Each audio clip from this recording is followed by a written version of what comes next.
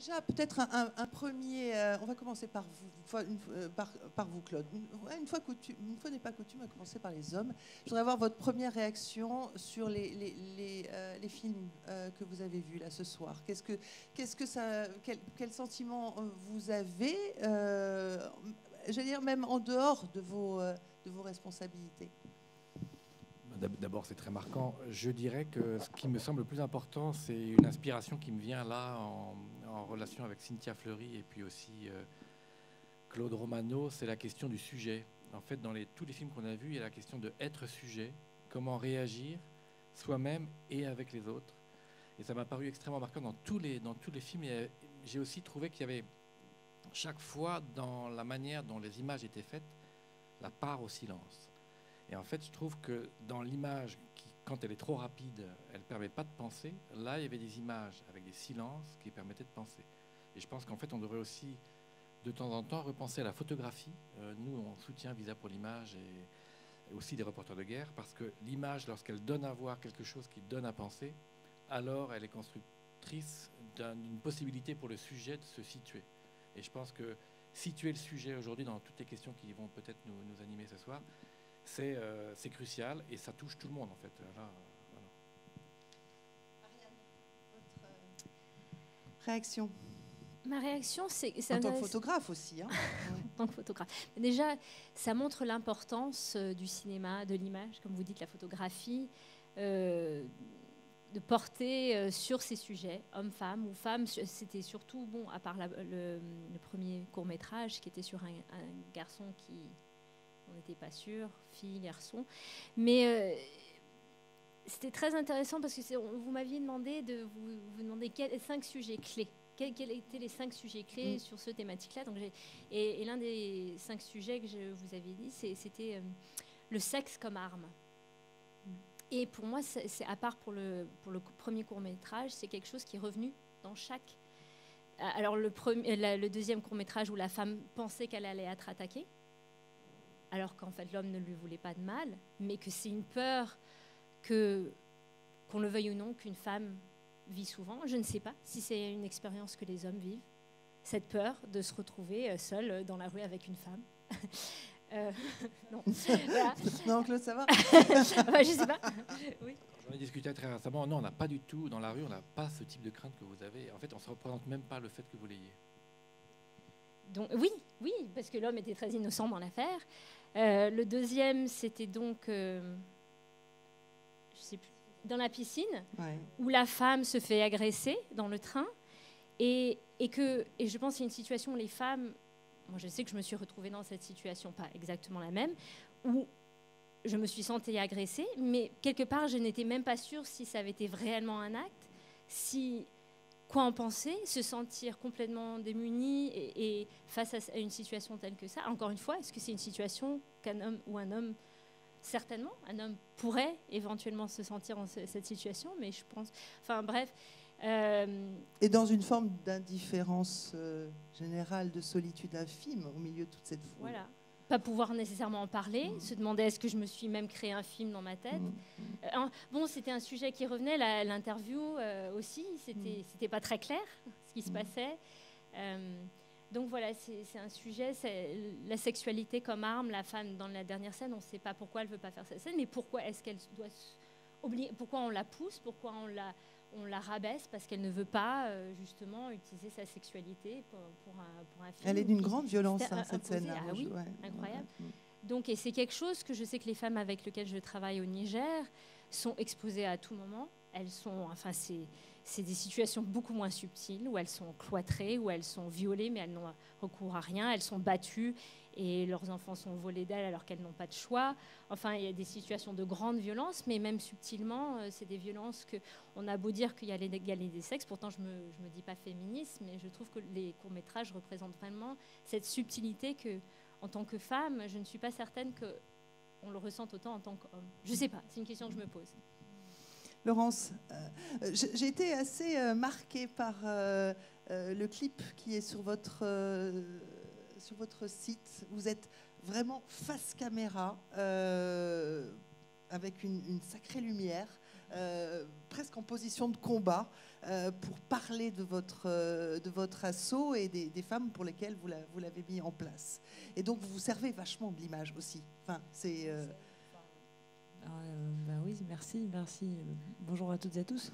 Effectivement, je pense que, et pour en revenir à ces précieux courts-métrages, je pense que c'est le silence qui, pour moi, fait ce fil conducteur à tout ce qu'on a pu voir. C'est que dans chaque situation, les personnes, les femmes ne parlent pas. Ou alors, il y a un bon dénouement sur la partie en Angleterre, mais voilà, c'est une situation. Voilà, donc moi aujourd'hui, je me dis, il faut parler. Il faut encore plus nous les femmes, parce que la parole on nous la donne que très rarement. Donc je pense effectivement que la parole, je me la suis accordée pour exprimer ce que je pense, mes convictions et ce en quoi je pense aussi on est très forte. Donc voilà, c'est un peu pour en revenir aussi au choix qu'on a fait sur le site. Voilà, je l'assume pleinement et ça fait partie de ce que je pense qui nous manquerait à la fois qu'on nous donne la parole et qu'aussi on puisse oser s'exprimer autant que ce qu'on peut ressentir. Oui, parce que vous auriez pu faire le choix qu'on vous voit en train de faire votre sport favori, vous auriez pu faire un super beau clip en train de faire du sport, vous faites le choix d'être vraiment comme une... Ça m'a beaucoup frappé et vous usez beaucoup des silences dont parlait Ariane. Donc voilà, la parole au service du corps et de la résilience. C'est un peu ce qui ressort de... Liseron, je ne sais pas si tu as eu le temps de parce que je n'ai pas eu le temps, mais okay. En revanche, je voulais juste réagir à ce que vous... On se dit tu. Allez. Moi, j'ai souvent, contrairement à ce que vous dites, remarqué que dans des terrains de détresse, de guerre, de crise profonde, souvent les personnages qui me parlent en priorité sont les femmes, comme si elles apparaissaient là les plus courageuses pour dénoncer une situation ou pour dire une souffrance ou me donner même quelques informations qui m'aident à avancer dans mon périple à la recherche d'une vérité. Et voilà, donc peut-être que dans certains terrains, quelque chose ressort de ce tempérament féminin qui fait que tout à coup elles osent. Oui, mais elles osent parce que tu es une femme ou bien parce qu'elles sont des femmes en général? Peut-être aussi parce qu'elles se sentent en confiance plus que face à un homme journaliste, parce que je les regarde, je les entends différemment peut-être. Ça a souvent joué, oui. La confiance s'installe peut-être plus facilement dans le récit.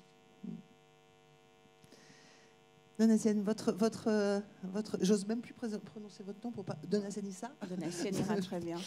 Comment vous avez ressenti un peu comme mes camarades, c'est-à-dire que j'ai trouvé que c'était des films qui faisaient réfléchir à ce que c'est que la perception d'être une femme, et qui effectivement jouaient tous sur la question de l'ambiguïté aussi.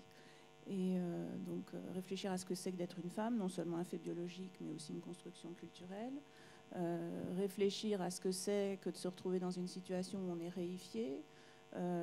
Et puis le deuxième, j'ai beaucoup apprécié, c'est dans le film anglais, finalement il y avait un peu la rencontre de deux discriminations, mais en même temps,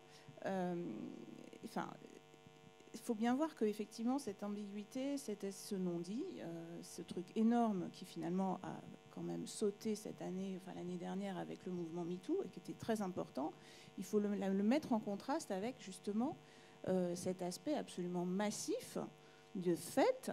Il y a quand même 35% de femmes dans le monde qui ont été victimes de violences physiques ou sexuelles. C'est un fait énorme. Et là, on ne parle pas de femmes seulement dans les pays en développement, c'est partout et c'est autour de nous. Et ça, c'est très important. Et ce que je voulais dire simplement, c'était peut-être un point de vue psychologique, mais je pense que c'est peut-être utile, effectivement, si ça peut faire réfléchir les hommes aussi à ça et à leur faire toucher du doigt. Et je voulais dire plus généralement que ce passage par l'image, ce que vous faites dans ce festival, c'est très important, c'est pour ça qu'on le soutient. C'est très important ce détour parfois par la fiction, c'est très utile. Nous, on a un programme comme ça qu'on finance qui s'appelle C'est la vie. C'est un programme qu'on finance avec différentes organisations internationales dans le cadre d'un projet qui s'appelle Muskoka et donc on fait ça avec différentes agences des Nations Unies.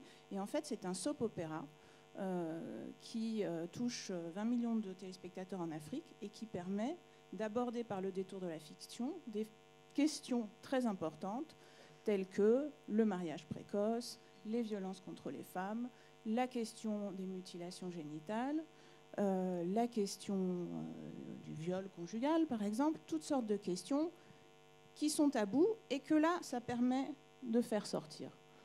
Alors voilà, ça c'est vraiment de ce qu'on appelle, nous, de l'éducation au développement durable et c'est pour ça qu'on soutient ce festival. Faire sortir, alors du coup, je vais bousculer un petit peu mon plan. Laurence, faire sortir, est-ce que c'est pas aussi votre, entre guillemets, votre méthode à travers cette mise à disposition du karaté, qui est votre sport, de la résilience après des violences, des violences qui sont pas des violences telles qu'on les a vues dans les films, hein, c'est des violences de guerre. Hein, bon. Oui.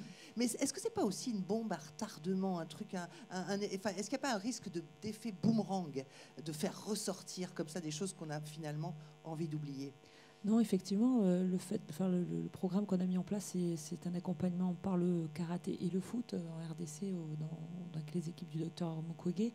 Et c'est un programme accessible et adapté qu'on propose aux femmes survivantes du Kivu, qui ont été réparées par le docteur et ses équipes. Et on le fait dans un cadre qui est un accompagnement global. Donc quand la jeune survivante vient et qu'elle a le médecin, le psychologue, le judiciaire, le planning familial, l'école gratuite et des formations professionnalisantes, elle est dans un environnement bienveillant, sécurisé, où on veut l'accompagner au mieux pour qu'elle soit à nouveau autonome.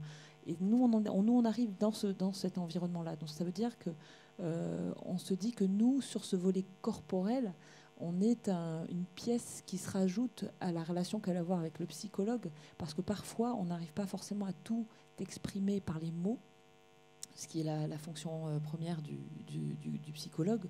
Et nous, on se dit que par le corps, en le reconnectant au mental, par l'action, avec une pédagogie et une approche très spécifique. Donc il n'y a aucune agressivité, on est bienveillant, elles travaillent entre elles aussi, donc il y a un travail de sororité qui se met en place, ça se fait tout à fait naturellement.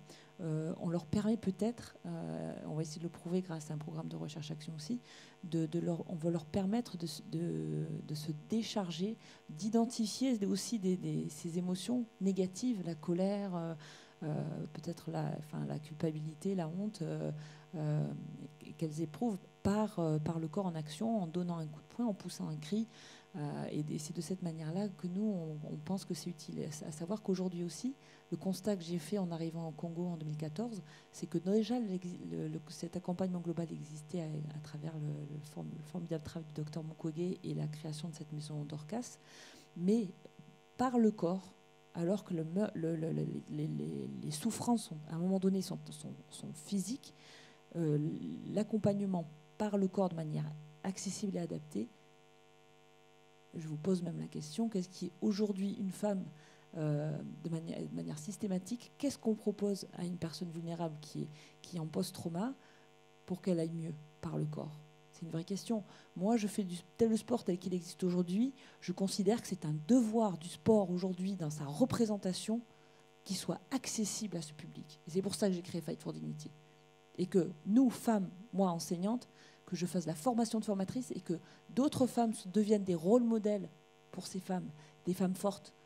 Et qu'elles se disent « Ah, mais elle est forte. Alors moi aussi, je peux le devenir par cette pratique. » Et que tout le monde sait ce que c'est le karaté. Mais demain, j'espère que ce sera du basket, donc on fait du foot aussi, mais que ce seront d'autres disciplines. Il faut que le mouvement sportif tel qu'il existe aujourd'hui se rende accessible à ce public vulnérable. Parce que je l'ai fait, parce que ça fonctionne. Parce que j'ai 3 survivantes sur les 20 qui pratiquent au Congo, qui en 2 ans de pratique m'ont dit « je veux transmettre, je veux enseigner ». Parce qu'elles vont mieux? Parce qu'elles vont mieux, parce qu'elles se sont réappropriées leur corps, tant bien que mal, parce qu'en première conséquence, elles se détestent. Elles détestent leur corps, il y a un déni, le corps n'existe plus, elles ont des conduites terribles, et ensuite qu'elles retrouvent l'estime d'elles-mêmes. Mais ce n'est pas simplement par la pratique, attention, c'est parce elles ont tout le reste autour d'elles pour les accompagner. Donc le but, c'est qu'elles apprennent à se défendre contre elles-mêmes, contre leurs démons, plus que contre... Bien sûr, ce n'est pas du self-défense. Ce n'est pas du self-défense. C'est d'abord parce que du self-défense en prévention, très bien, allez-y, faites-en, ça va vous faire du bien, ça va vous donner confiance, parce que dans le cas de notre jeune Anglaise, voilà, elle pourra réagir avec la confiance. Enfin bon, là ça c'est bien traduit, mais voilà, mais c'est en prévention, mais en post-trauma, jamais. C'est dangereux. Et moi, je leur apprends. Moi, simplement, on fait un coup de poing et on pousse un cri. Et c'est tout ce qu'on n'arrive pas à exprimer qui sort à travers ça. Et c'est la magie. Je suis une vraie militante d'éducation par le sport au départ. Et c'est ça que je veux mettre au service des femmes vulnérables. Lison, est-ce que tu penses que les femmes yézidis que tu vas recroiser dans quelques jours, on pourrait leur proposer ça? Est-ce que tu penses que... Justement, j'allais te dire, mais viens avec moi. Je t'emmène dans quelques jours au Kurdistan syrien et notamment dans la zone des monts Sinjar, c'est au nord de l'Irak en fait. Là où il y a eu le génocide, moi j'appelle ça un génocide, enfin un terrible massacre commis par les djihadistes de Daesh en 2014, qui s'est suivi par des kidnappings de jeunes filles, très très très jeunes, même 10, 11 ans, et de jeunes femmes qui ont été... les esclaves sexuels des djihadistes qui ont été vendus plusieurs fois, violés plusieurs fois par jour, comme elles le racontent. Mais ces femmes-là que j'ai rencontrées et que je vais aller revoir à nouveau, là je l'espère, elles ont tout perdu, elles n'ont même plus un sourire. Donc elles sont bien loin de femmes qui commencent à nouveau l'apprentissage d'une vie à peu près normale, parce que quand on vit dans un camp sans ressources, on peut appeler ça une vie normale après avoir été esclave, mais c'est quand même pas la normalité, quoi. Et on est bien loin de l'idée de résilience, on est bien loin encore dans cette zone-là de l'idée de revoir simplement une jeune fille qui vous parle normalement, puisque c'est vrai qu'elles sont, on a l'impression qu'elles sont comme ça, rentrées en elles-mêmes, et quand vous parlez vous-même, vous faites des gestes qui donnent envie justement de s'exprimer. Donc je pense que ça, c'est un vrai apprentissage, et ça serait vraiment très très utile. Donc la question c'était, je sais plus. La question, c'était de savoir si effectivement ce type de thérapie-là pouvait faire renaître la vie. Mais avant tout, il faudrait des psys. J'en ai pas rencontré beaucoup. J'ai vu quelques associations ONG, même une française d'ailleurs. Mais c'est dans un tel état de désastre. J'espère que la France va faire quelque chose pour aider ces jeunes filles. C'est surtout l'Allemagne qui s'est activée depuis 2 ans, parce qu'en fait, il y en a quelques-unes qui ont été libérées depuis que Mossoul et Raqqa sont tombés. Et il y en a encore quelques centaines qui sont en main des djihadistes qui ont fui ou qui sont dans la dernière poche, là, Kurdistan syrien, irakien. Et là, tu vas les suivre dans l'espoir Non, là en fait, j'espère, je ne devrais pas vous le dire, mais ça va rester entre nous, hein. J'espère aller sur le mont Sinjar. En fait, c'est leur terre où tout s'est passé. Et les familles commencent à revenir, avec des jeunes filles aussi, petit à petit. Mais enfin, la plupart restent encore dans des camps parce qu'il n'y a rien, quoi. Il n'y a rien. Il faut reconstruire les maisons, il faut reconstruire les hôpitaux, les écoles, enfin tout, quoi. Donc Macron a promis qu'il allait peut-être aider. Franchement, ça serait bien que la France s'illustre là-bas, ce petit bout de territoire. Parce que ce qu'on n'a pas fait pour éviter ça, c'est quand même un scandale.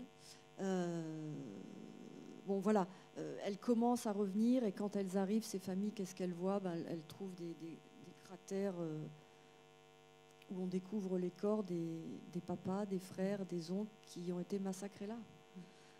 Donc c'est un retour difficile, très difficile. Donc il faut absolument les aider. Il faut un sacré courage quand même pour dire je vais reconstruire une vie là où on a tué la vie, quoi. Parce que, bon. Alors c'est vrai que le témoignage que Liseron nous donne sur ces yézidis, moi, je voudrais juste y ajouter, nous à Ushuaïa, on est allé les voir pour un un documentaire qui était sur les conséquences, enfin pas les conséquences, mais les liens qu'il peut y avoir entre le dérèglement du climat, le déclenchement des guerres et le problème des réfugiés. Et on est allé voir une communauté de Yézidis à Dohuk, hein, donc à 70 km de Mossoul. Et nous, ce qu'on cherchait, c'était, encore une fois, hein, cette double peine. C'est-à-dire, effectivement, la persécution de Daesh, tout ce que Liseron raconte, plus le fait d'avoir traversé des montagnes dans une période de grosse sécheresse et de pénurie d'eau, donc qui a porté cette double peine. C'est-à-dire qu'ils étaient dans des camps à l'écart de la ville, parce que personne n'en veut, sans eau et avec très peu de nourriture. Et en fait, ce n'était pas le karaté qu'on leur proposait là. Il y avait une association qui s'appelle Eliscare qui leur proposait de l'acupuncture. C'est-à-dire de l'acupuncture pour soulager la douleur. Mais la douleur, et effectivement, de voir ces jeunes filles, enfin, elles avaient... Je me souviens avoir fait des rondes, une souris verte qui, dans ma langue à moi, avec des gamines qui avaient 9 ans, qui n'avaient plus de parents et qui étaient dans leurs bras avec des toutes petites filles dont elles étaient la seule référence. Voilà. Et ça, cette double peine-là entre la guerre et le climat, je voudrais aussi qu'on l'évoque. C'est-à-dire... comment vous, peut-être dans le ministère que vous représentez, vous abordez cette question de l'influence comme facteur aggravant du changement climatique et du rôle que les femmes, à travers l'éducation et la prise en charge, notamment de l'accès à l'eau, ça on va en parler avec vous tout à l'heure, peut jouer pour faire en sorte que ce facteur aggravant soit moins lourd? Alors, il y a beaucoup de choses ici. D'abord, je veux dire une chose sur cette question du viol comme arme de guerre. C'est que c'est quelque chose qui est véritablement une arme de guerre. C'est exactement ça. Le but, c'est pas seulement d'atteindre ces femmes, de les déshonorer, c'est d'atteindre et de traumatiser une société tout entière, toute une communauté. Et on l'a vu en RDC, on l'a vu effectivement en Syrie, on l'a vu en Irak, on l'a vu dans plein d'endroits. Très sincèrement, donc ces enlèvements de jeunes filles aussi qu'on a vus dans d'autres zones également, par Boko Haram au Nigeria, c'est quelque chose contre lequel la France s'est vraiment insurgée et a essayé de mobiliser la communauté internationale. Donc c'est vraiment, ce que je veux dire, c'est que la résilience pour ça, évidemment, c'est d'abord et avant tout centré sur les victimes et sur ces femmes, mais ça doit être un traitement aussi communautaire, parce que les hommes aussi dans cette affaire-là, ils ont été extrêmement atteints, et surtout, il ne faut pas que ces femmes se retrouvent encore surmarginalisées parce qu'en plus, elles sont rejetées par leur communauté pour ce qu'elles ont subi. Quant à la question du climat, effectivement, si vous voulez, ce que le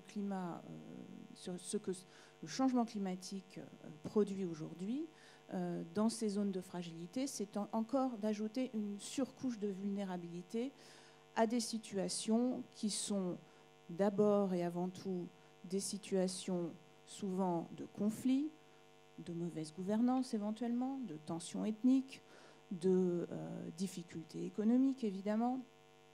Et évidemment, souvent, se rajoute cette surcouche climat qui, bien entendu, donc, fait qu'on a une concentration des vulnérabilités à de mêmes endroits. Et ce que nous essayons de faire, d'abord, c'est de prendre en compte cette difficulté qui, en plus, nous oblige à travailler simultanément sur divers registres, très souvent un registre militaire, un registre donc diplomatique, pour chercher des solutions politiques à ces conflits, et aussi un registre de développement.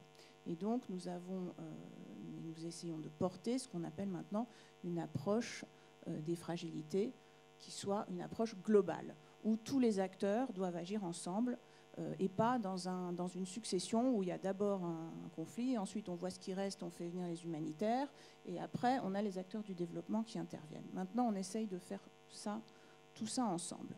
Les femmes, comment sont-elles touchées davantage? Effectivement, en Afrique, ce sont elles qui vont chercher l'eau. Ce sont elles les agricultrices du monde, ce sont les petites agricultrices.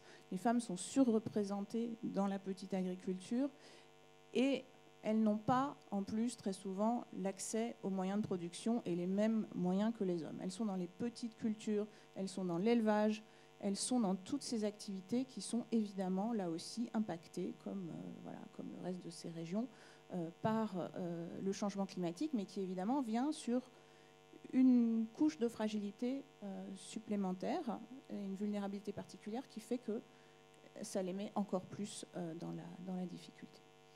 Ariane, comment votre asso justement essaye de faire en sorte que ce facteur aggravant soit moins lourd? Comment vous les accompagnez, ces femmes, notamment dans l'accès à l'eau, puisque c'est vraiment le pilier de votre action? Donc mon ONG travaille surtout au Niger dans une zone qui s'appelle l'Azawak, qui est une zone où il y a 500 000 personnes qui vivent littéralement sans eau, où ils vont marcher jusqu'à 50 km tous les jours pour chercher de l'eau, alors qu'il y a 25 ans, c'était la zone de l'Afrique de l'Ouest la plus verte, où il y avait le plus d'eau. Et du coup, pour en revenir sur les femmes, les premières victimes du changement climatique, parce que directement, c'est celles qui vont aller de plus en plus loin chercher de l'eau, les petites filles aussi. C'est celles aussi qui, par exemple, il y a beaucoup de migration climatique. Donc si les hommes, il y a beaucoup, par exemple chez les Touaregs, les hommes vont aller migrer en Libye ou au Nigeria, et ils vont ramener des tendances fondamentalistes. Ils vont commencer à cloîtrer des femmes dans une société avant qui était matriarcale. Chez les Peuls ou Dabé, c'est les femmes qui vont aller au Nigeria, vendre leurs médicaments traditionnels, faire des nattes, mais elles vont aussi se prostituer. Elles vont aussi être sujettes aux violences. Donc, ce n'est pas dans les circonstances de guerre. Mais pour en revenir vous avez parlé, d'Isron, des femmes qui s'expriment. Les femmes avec lesquelles je travaille, c'est plutôt comme vous. Elles ont beaucoup de mal à s'exprimer parce qu'elles ne savent pas ce qui est acceptable et ce qui n'est pas acceptable. Je travaille avec des petites filles qui sont mariées à 10 ans. Et c'est les mères qui leur disent, aujourd'hui c'est ton jour de mariage, tu vas faire tout ce que ton mari va te dire de faire. Donc c'est même accepter culturellement ces violences, des choses que nous estimons violentes. Et du coup, même les viols que ces femmes subissent au Nigeria, elles ne savent pas, elles ne savent plus. Est-ce que c'est normal? Est-ce que c'est pas normal? Donc c'est très subtil même, ces violences contre les femmes. Et du coup, pour en revenir, donc mon travail à la base c'est très basique. Vu qu'il n'y a pas d'eau et qu'on peut faire rien d'autre sans eau, parce qu'il y a un enfant sur 2 littéralement qui meurt de soif. Donc, il faut d'abord qu'on amène l'eau. Et après, une fois qu'on a apporté l'eau, on a un projet santé, donc santé reproductive, santé. Malheureusement, on n'a pas encore des psychologues, mais j'aimerais beaucoup avoir des psychologues. Malheureusement, je travaille dans une zone un peu d'insécurité, où il y a très peu de gens qui veulent travailler là-bas. Donc, du coup, pour en revenir, c'est pas la même insécurité de votre insécurité qui est une insécurité de guerre, mais c'est là où il y a des risques de guerre. Ce qui est incroyable aussi, c'est une zone où, à cause du changement climatique, ça risquerait de devenir une zone de guerre. Mais parce que ça ne l'est pas encore, l'ONG Amaniman, c'est la seule ONG qui travaille dans cette zone. Comme je dis, il y a quand même 500 000 personnes qui vivent sans eau, où il y a ce gros influx d'extrémisme qui est en train de rentrer. Aussi parce que les hommes et la jeunesse est en train de perdre tout leur pâturage, et du coup, ils se mettent dans des groupes djihadistes pour être armés, pour avoir accès à l'eau, pour avoir accès à la nourriture, etc. Et du coup, pour en revenir, c'est les femmes qui sont les premières victimes, qui sont les premières en danger. Donc, je ne sais plus la question. Oui, qu'est-ce que nous faisons? Oui. Bon. Non, mais c'est intéressant parce que je sais que Liseron, toi, tu n'es pas convaincue que le climat puisse être une cause. Moi, je suis convaincue que le climat est une cause de guerre. Toi, la guerre que tu vis, elle est immédiate, elle est en armes, c'est une guerre d'hommes aussi, beaucoup. Oui, moi, je n'ai pas la même expérience que vous. Je ne traite pas exactement les mêmes terrains. Parce que, en général, quand je pars, c'est que la guerre est déjà déclarée ou en train de se déclarer. En Somalie, par exemple, il y a ce lien, je trouve, entre le contexte de famine, de manque d'eau et de groupes armés, qui est plus cru et qui l'est vraiment, puisqu'il y a des zones où il n'y a même plus d'ONG, tellement c'est dangereux.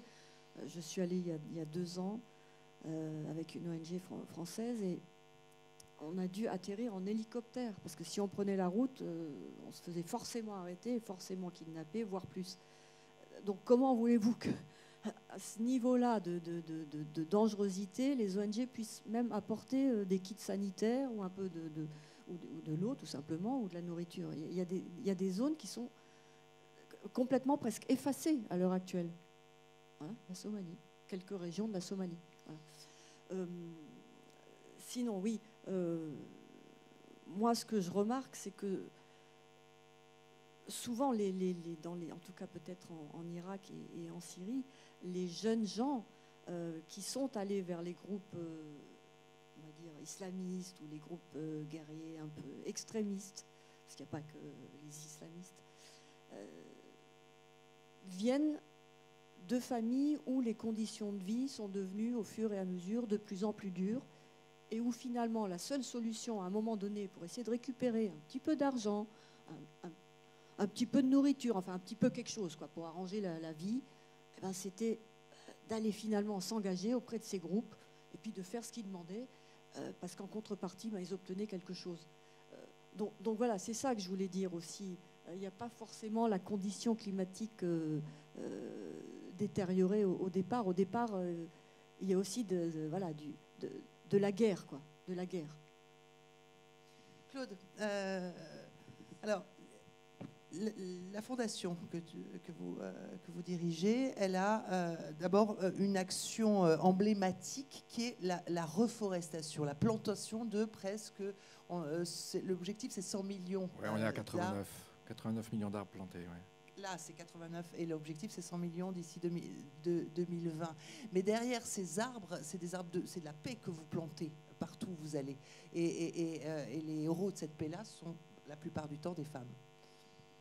Oui, d'abord, je voudrais, par rapport au corps, penser à Françoise Héritier, avoir une petite pensée pour elle, puisqu'elle a beaucoup travaillé sur cette question des femmes et du corps. Et sans aller jusqu'aux extrêmes où vous êtes, et que je ne connais pas bien, ce que, en effet, nous pouvons témoigner dans l'équipe de la Fondation, c'est que chaque fois qu'il y a un rapport au végétal et à la nature des populations, alors il y a un apaisement. Et c'est vrai qu'à travers la plantation d'arbres, et chaque fois, c'est vrai, toujours en France et à l'étranger, on a exactement le même type de transformation des rapports humains lorsqu'on a un rapport à la nature qui est construit. C'est pour ça que dans la manière dont on plante des arbres, en lien avec la biodiversité, mais aussi avec les populations, que ce soit en Éthiopie où j'ai vu des vallées reverdir, c'est-à-dire le maraîchage revenir, les sources d'eau revenir toute l'année, il y a un changement dans la manière dont les populations vivent leur propre village ou leur propre petite ville. Et donc, c'est vrai ça, partout où j'ai pu avoir la chance d'aller, en Inde récemment, en Éthiopie, mais aussi en France ou au Portugal, ou en Auvergne, avec Sylvie Monnier qui travaille avec des agriculteurs à un changement des pratiques agricoles. Donc en fait, on retrouve exactement le même type de mouvement dans le rapport des gens entre eux à travers la relation végétale. Et avec Terre de Femmes, nous avons la même chose. Nous avons récompensé, comme vous l'avez dit, plus de 400 femmes dans le monde, dans plus de 50 pays.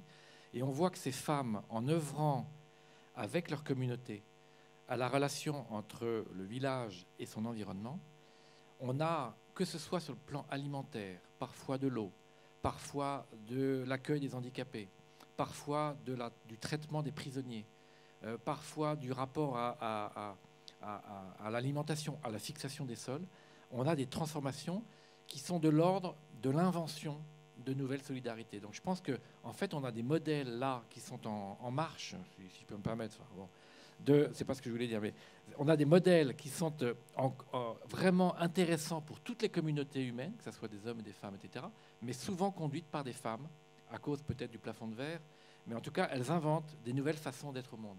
Et ça, vraiment, on peut en témoigner. Ça peut être Peggy Pascal au Kenya avec les sacs potagers où on plante des épinards et des choux dans les bords alors que c'est en plein bidonville. Ça peut être Mylène Matos, comme je vous l'ai raconté au Portugal, qui travaille avec des jeunes, des vieux retraités, enfin, un peu abîmés, et des prisonniers. C'est-à-dire une forme de revisitage, c'est pas français, mais de revisiter son propre rapport corporel à la nature. Voilà. Alors, c'est chouette, hein, quand même, tout ça. C'est chouette, ces idées partagées. Moi, je voudrais que vous aussi, je suis sûre que vous avez des tas de questions à poser à Liseron, à Donatienne, à Laurence, à Ariane. Je ne sais pas si certains d'entre vous ont eu l'occasion de se rendre dans les pays qu'on évoque ce soir ou pas, ou si vous avez des questions. En tout cas, il y a un micro qui peut circuler. Moi, je peux me lever de toute façon. Et j'aimerais bien qu'on partage cet échange ensemble. Voilà.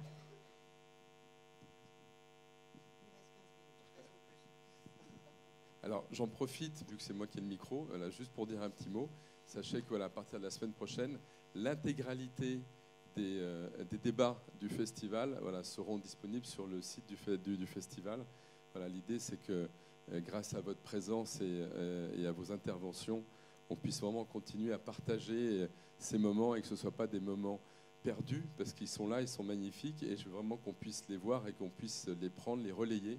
Donc voilà, et ceux qui étaient là ont eu le plaisir de découvrir des films. Ceux qui seront la semaine prochaine sur les sites verront les débats sans les films, mais déjà les débats, c'est passionnant. Voilà, je me suis juste permis de dire ça. Est-ce que quelqu'un avait une question par rapport au sujet ou aux personnes qui sont intervenues? Il n'y a pas d'obligation. Hein. Si.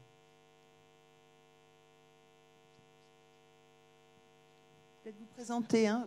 Voilà. Bonjour, je m'appelle Léa. J'avais une question pour Laurence Fischer. Je trouvais que votre association avait l'air très intéressante. Et ce qui m'intéressait de savoir, c'est le lien que vous pouviez faire entre les femmes avec lesquelles vous travaillez en France, parce que vous parlez de la Seine-Saint-Denis, et dans les autres pays d'intervention. Voilà, si les problématiques étaient complètement différentes ou s'il y avait des problématiques communes.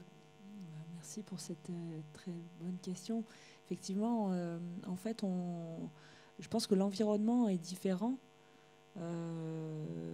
Parce que l'environnement en RDC, on est aussi sur des viols utilisés comme arme de guerre, mais plus récemment, ce sont aussi des viols qui comme il y a une impunité et que c'est devenu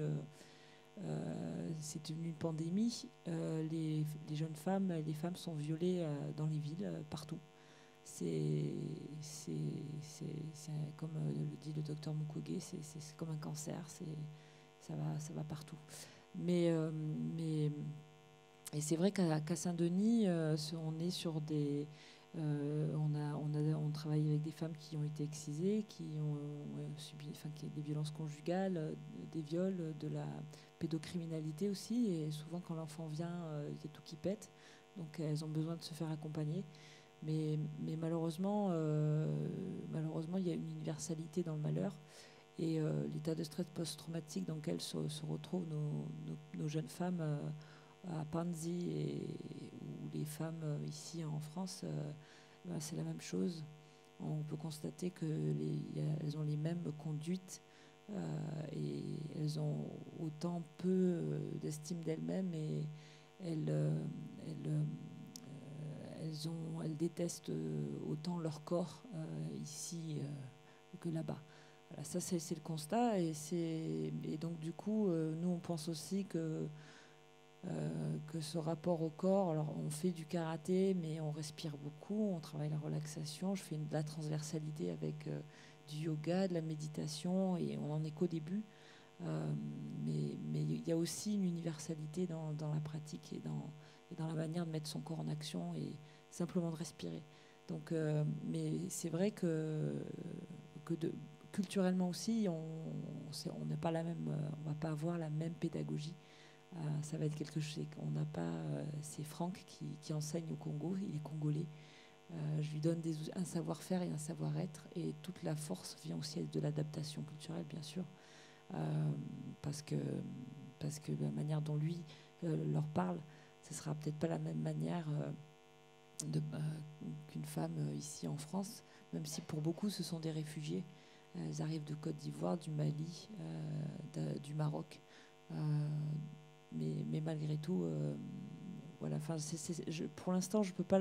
On a mis en place une recherche-action pour essayer justement d'être plus juste et de voir vraiment de quelle manière, par rapport à leur état psychologique, on peut adapter au maximum la pratique.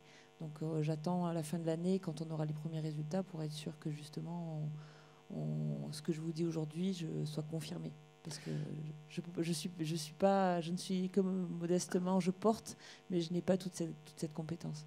Alors peut-être pour compléter cette... après, mais voilà.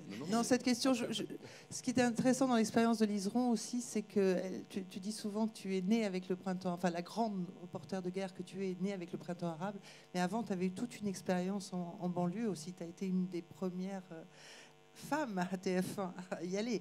Donc est-ce que tu vois des passerelles, toi, enfin des passerelles, des points communs, pas des passerelles, mais des points communs entre les sensations et les situations de violence que tu as pu connaître à ce moment-là, quand tu couvrais les banlieues, et les terrains de guerre qui sont aujourd'hui les tiens?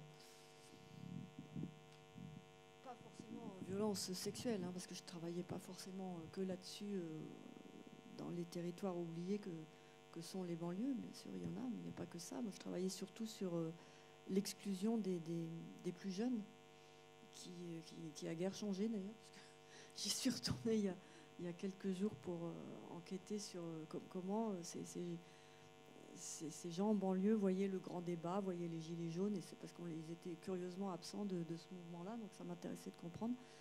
Et là, je suis retournée dans des quartiers où j'étais allée il y a 10 ans. Et surprise, il y avait les mêmes tags dans les escaliers, il y avait presque les mêmes ensembles. Certains étaient murés parce qu'ils doivent être démolis. Bon, je ne dis pas que c'est comme ça dans tous les quartiers, mais quand même. Et avec, finalement, 10 ans après, pas les mêmes jeunes, puisqu'ils étaient partis, mais les plus jeunes qui étaient venus un peu plus vieux, puis qui me racontaient la même chose. Tout le monde nous oublie. Et oui, si on n'a pas de boulot, bien sûr, pas de boulot, pas d'activité, donc du vice. Et puis ça leur semble tellement naturel qu'on les écoute, on se dit, mais c'est quand même dingue, quoi. C'est à côté de chez nous, c'est au-delà du périph', c'est-à-dire que c'est à 14 km de Paris-Centre. Et je me dis quelquefois pourquoi je vais si loin pour raconter la détresse, et elle est à côté de chez nous. Bon, c'est autre chose, il y a d'autres facteurs, mais donc ce lien que je fais, c'est le lien d'abandon, quoi, et de mauvaise gouvernance. Voilà.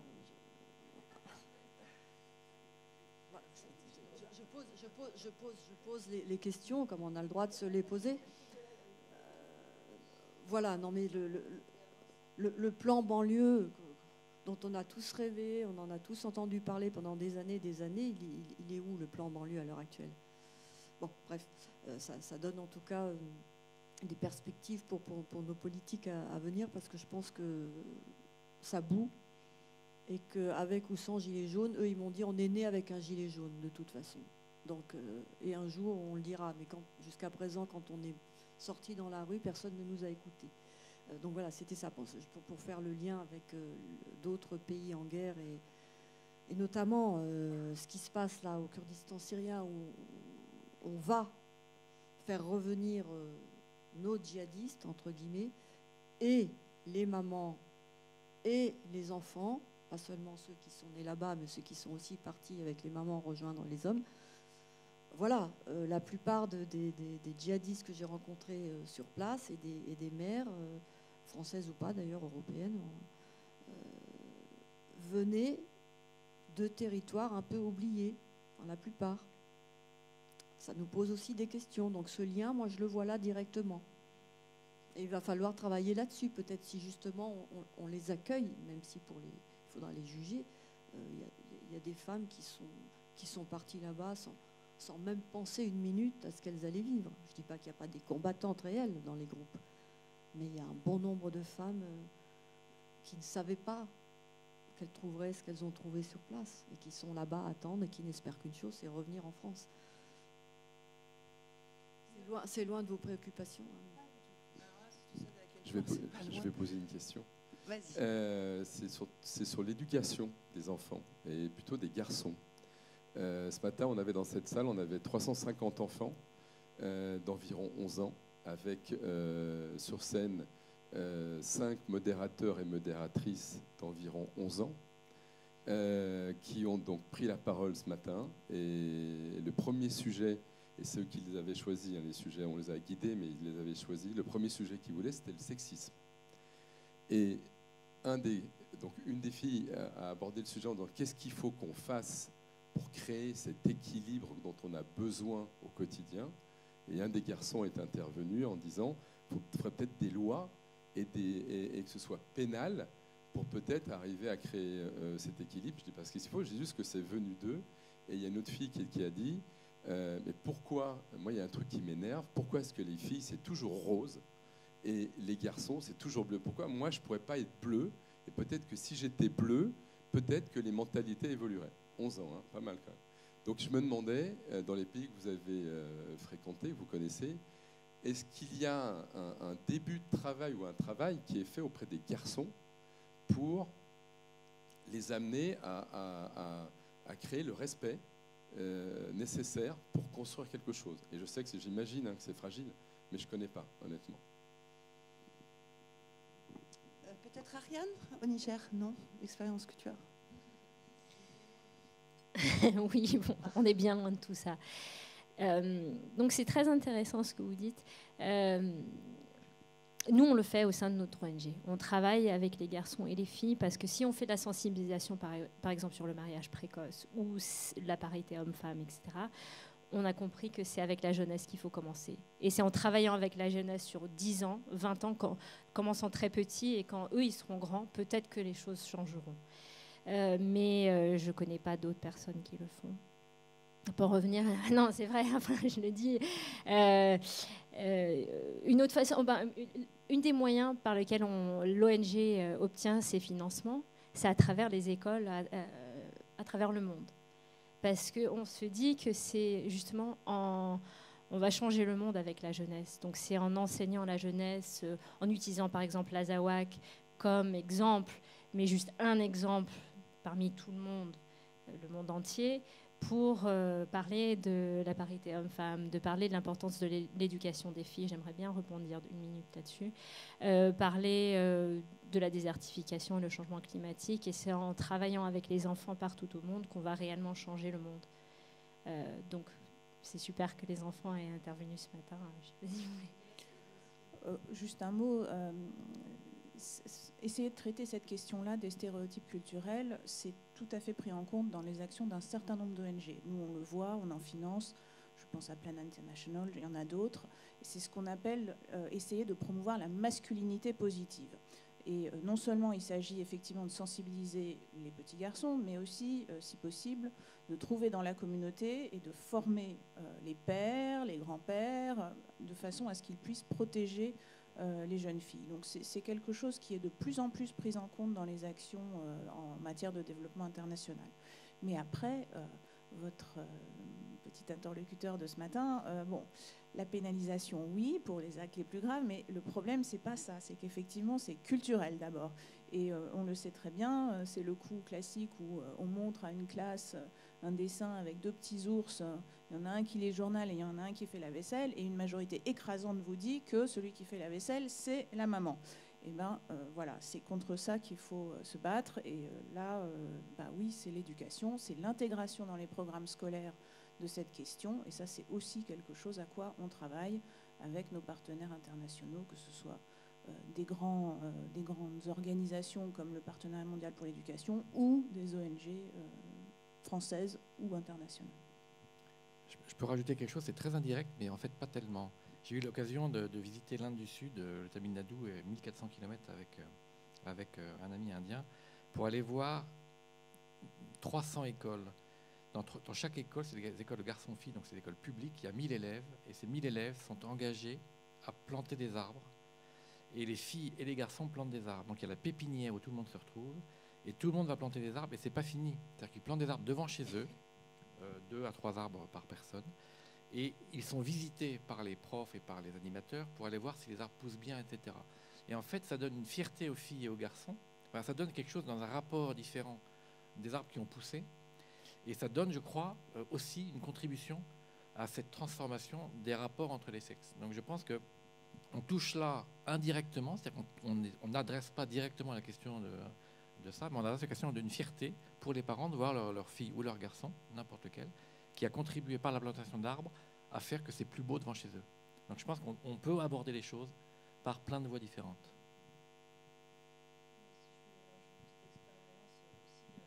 Par rapport au fait que je sois une femme qui fasse du karaté, donc un sport de combat, je dois vous préciser que quand je rencontre mes petites jeunes femmes survivantes à Panzi, première chose que je leur dis, parce qu'il y en a beaucoup qui arrivent de la brousse, enfin c'est du moite-moite, mais souvent ils sont aussi pas mal de là-bas, donc penser une femme combattante, c'est bizarre. Donc il faut que je dise, alors je m'occupe bien de mon mari et j'ai 2 enfants. Parce que pour eux, pour beaucoup, et c'était comme ça il n'y a pas si longtemps, je suis quand même considérée comme une femme homme. Et sachez que culturellement, pour elles, c'est très compliqué par rapport à la communauté de savoir que si elles font du karaté, elles vont peut-être déjà qu'elles sont stigmatisées, la femme violée, mais voilà, c'est donc on en est quand même là, et dans la représentation aussi qu'ont les femmes directement sur une discipline pour entrer dans les stéréotypes. Il arrive que les journalistes sur le terrain soient considérés comme des femmes hommes aussi. Ça me rappelle quand même. Effectivement, moi, il y a l'expérience que j'ai, mais peut-être il y a une autre question. Je ne voudrais pas monopoliser la parole parce qu'il nous reste peu de temps. Voilà, donc. Oui, il y a une main qui s'est levée, c'est pour ça que je préfère...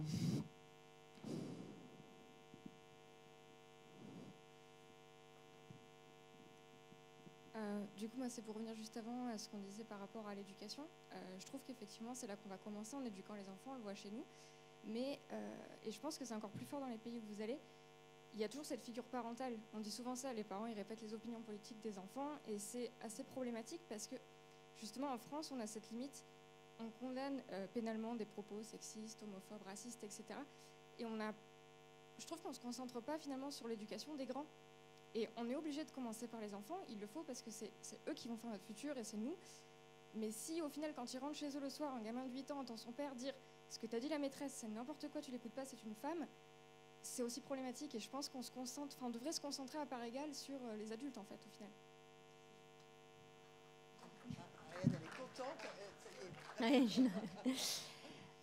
Non, ce que vous dites, c'est très important. Par exemple, on a une communauté de Pelouadabé où justement, nous, on appuyait beaucoup les élèves et les écoles.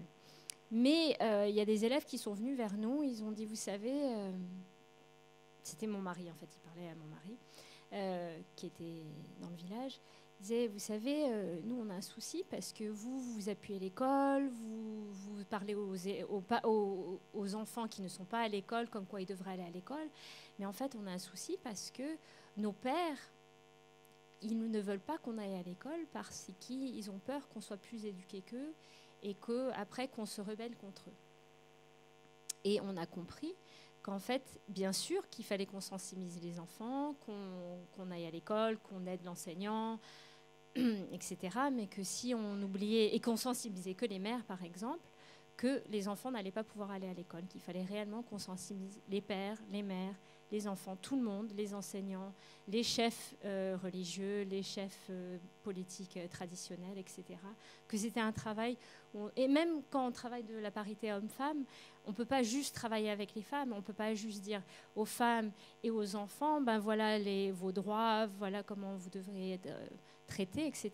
Si on ne travaille pas aussi avec les hommes, à les mettre à l'aise, à être vraiment partenaire avec eux et pas contre eux, on ne va pas réussir à changer quoi que ce soit. Donc vous avez tout à fait raison, que c'est une communauté, que ce soit une communauté mondiale ou à la taille d'un village ou à la taille d'une famille même, que c'est une communauté, c'est ensemble que les décisions sont prises et que tout le monde doit se sentir à l'aise et avoir l'impression de faire partie de cette communauté et pas rejeter.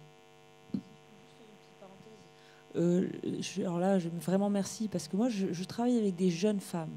Elles sont enceintes au Congo. Alors évidemment, ce n'est pas la majorité, mais malgré tout, mariage forcé, elles sont jeunes. Alors on va considérer que du moment qu'elles ont un enfant, elles sont considérées comme quoi, ça y est, c'est trop tard, on ne peut plus les accompagner. J'ai le même problème avec les femmes, les mamans qui élèvent leur enfant seules, ou celles qui sont encore sous l'emprise du conjoint et qui ont les enfants. Enfin, comme vous disiez, combien aujourd'hui on connaît le nombre de femmes qui sont victimes de violences, et combien de ces femmes ont des foyers. Et là je me dis, on fait quoi là? Moi, je suis d'accord avec les enfants, mais les enfants qui ont des comportements, ils sont tous orphelins, les enfants qu'on aide. On fait quoi? Moi, je suis entièrement d'accord. Je me dis, il faut aussi trouver moyen d'accompagner ces femmes. C'est pas trop tard. Et c'est parce que ces mêmes femmes aujourd'hui qui sont pas bien, c'est parce que si elles vont mieux, elles vont aussi être en capacité de pouvoir accompagner leurs enfants. Donc là-dessus, et on travaille pas. Effectivement, c'est un travail sur celles qui osent venir se faire aider ou qui ont l'opportunité, comme à Panzi, ou qui arrivent jusque-là. Mais toutes celles qui n'arrivent pas et qui ont leurs enfants et qui ne savent pas comment faire, qu'est-ce qu'ils vont devenir ces enfants si elles-mêmes on les aide pas? Une dernière question peut-être, Marc. Hein, oui, je sais qu'il faut qu'on s'arrête. On ferme. Non mais est-ce que l'un d'entre vous, l'une d'entre vous avait envie, vous n'avez pas d'autres questions à poser? Une dernière. Allez, une dernière et puis ça sera la conclusion.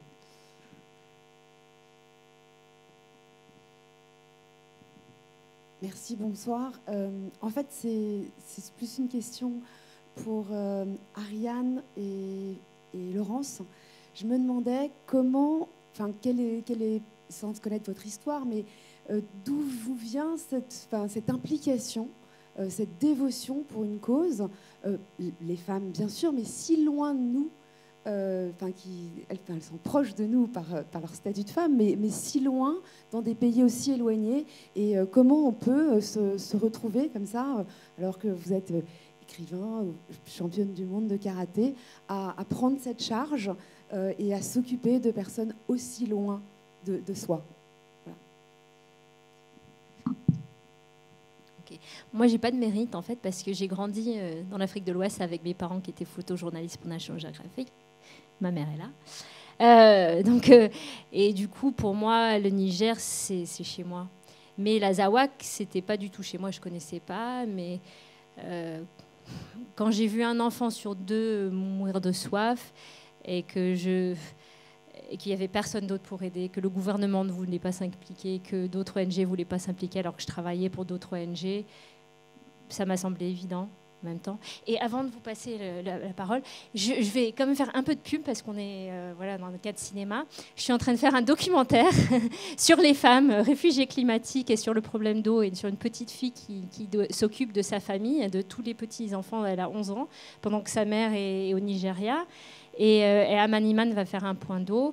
Et on fait ce documentaire avec Aïssa Mega, l'actrice Aïssa Mega. Et ça va être produit par Bonne Pioche et distribué par Disney France. Donc ça s'appelle Marcher sur l'eau, si ça vous chante d'aller le voir au moment de sa sortie. Voilà. Il faudra le proposer au festival l'année prochaine. Rendez-vous lors de la 9e édition du festival Le Temps Presse. Un mot de la fin avec toi, Laurence, et puis oui. après du coup, le temps presse. Voilà le fait. Le fait est que le temps presse. Je vous dis, je n'ai pas été victime. J'ai rencontré des femmes extraordinaires. On les appelle des héroïnes à la Maison des Femmes. Des survivantes, c'est peu de le dire. Et moi, rien que de savoir ce qu'elles ont, même si je ne sais pas exactement tout ce qu'elles ont vécu, mais j'en sais assez pour me dire que c'est un combat à mener. Ce n'est pas une charge. Je le porte haut et fort parce que j'ai l'énergie de ces femmes aussi et qu'il y a urgence. Voilà. Et que moi, demain, je ne serai plus là et je veux que quelque chose naisse parce qu'il y a plein de petites graines qui ont été plantées dans plein de femmes qui croyaient en plus rien et d'abord à plus croire en elles, comment elles croient un petit peu plus en elles. Et j'ai plein d'amour, j'en ai eu reçu plein, donc voilà, je me sens bien dans mes baskets, j'ai beaucoup reçu, donc je donne. Et je peux vous dire que ces femmes-là, elles sont aussi... on croit qu'elles n'ont pas grand-chose, mais elles ont un truc énorme en elles, quoi. Donc voilà, c'est tout. Bien, merci à vous. Et puis Liseron dit aux femmes yézidis qu'on a pensé très fort à elles quand tu les verras la semaine prochaine. Merci à vous tous. C'était chouette ce moment de partage. Merci.